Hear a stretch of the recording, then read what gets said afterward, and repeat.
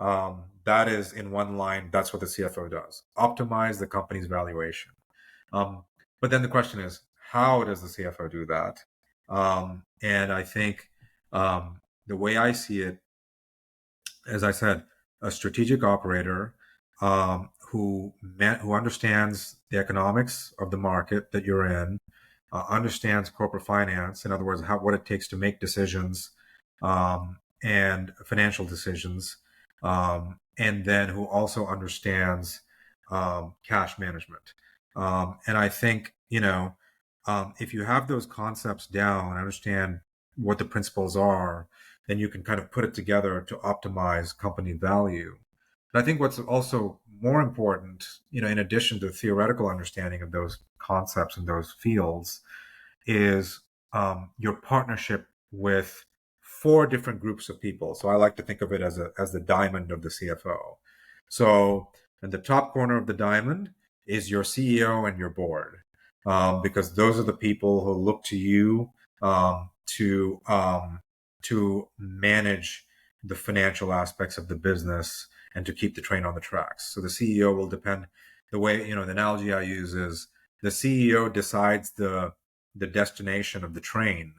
It decides what train we're all getting on and what is the destination of that train.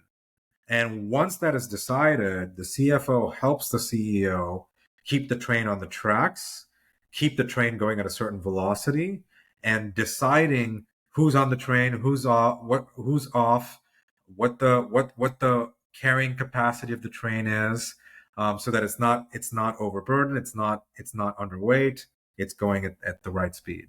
And so the CEO and the board will look to the CFO to help do that. That's the first corner of the diamond. The second corner is the CFO's peers, the management team, because they are the budget owners, and the CFO technically owns the budget of the company.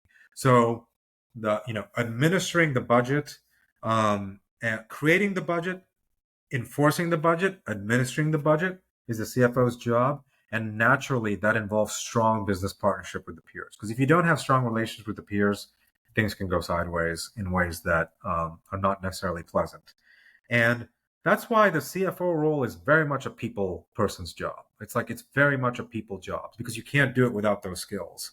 And especially when it comes to your management team. And the way I view budgets, they are not.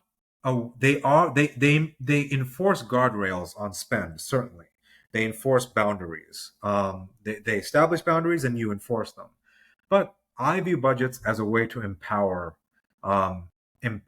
your peers and empower all the functions that make up an enterprise that allow a company to come together. And it's empowering if in the planning process you're being inclusive with those partners, you're giving them a voice, but you're also establishing guardrails. And if you do that in a way where your answer to requests is not no period, but your answer to requests is no comma but let's open it up, let's change the plan, let's do the puts and takes and figure it out, then it can be really empowering for your management team and they will appreciate it. So that's important. That's the second corner. The third corner of the diamond is your own team, right? So the second corner is like the first corner is CEO and the board, you're managing up. The second is managing laterally, your management team, which is your budget owners, and you own the budget. And then the third corner is managing down, which is super important. And I think the most important part of the CFO's job is leading the team and managing the outputs of the team, empowering the team. And that includes very tactical things like being clear on the job descriptions, being clear on your expectations, paying them well, both in cash as well as in stock, and rewarding them in other ways as well. Rewards don't have to be financial; they can be in other ways. If somebody puts up their hand and says, "Hey, I want to do this other project," and it didn't align with perhaps the regular job description, but if it's something interesting and it's something that could be productive for the company, for example, say, "Yeah, go for it." And for them, they'll consider that as a reward, especially if it's an employee that wants to learn something new. Things like that. So I think leading your team well and maintaining good relationships with your team and empowering them. That's the third point of the diamond. And then the fourth point of the diamond is managing external parties, which is investors, suppliers, and customers. I find that in my role as a CFO, I am talking a lot to all three categories. I mean, certainly to investors. Most of the major investors, especially all the ones that have information rights to how the company is doing, I talk to them regularly, and it's always I view those conversations as a two-way street because they learn from me about the company and what's good and what's not, and what's working and what's not. But I learn from them about the broader trends in the market and what I should look for. So it's very much a two-way street. And then talking to suppliers and customers as well in terms of figuring out how to make the contracts work well. And again, it's all about relationship management. So what I found interesting in my role as a CFO, very interesting actually, is and what makes it different from my earlier jobs and lower level roles in finance is that in my earlier roles, the majority of the job was quite technical, and it was about very tangible outputs like a budget, a forecast, a multi-scenario model, a calculation for sales commissions for the entire sales field, a financial report, a fundraising deck, a Series C, Series D, Series E deck, an IPO roadshow deck. Very tangible outputs that you would play a significant role in as a director of finance or a VP of finance, whatnot.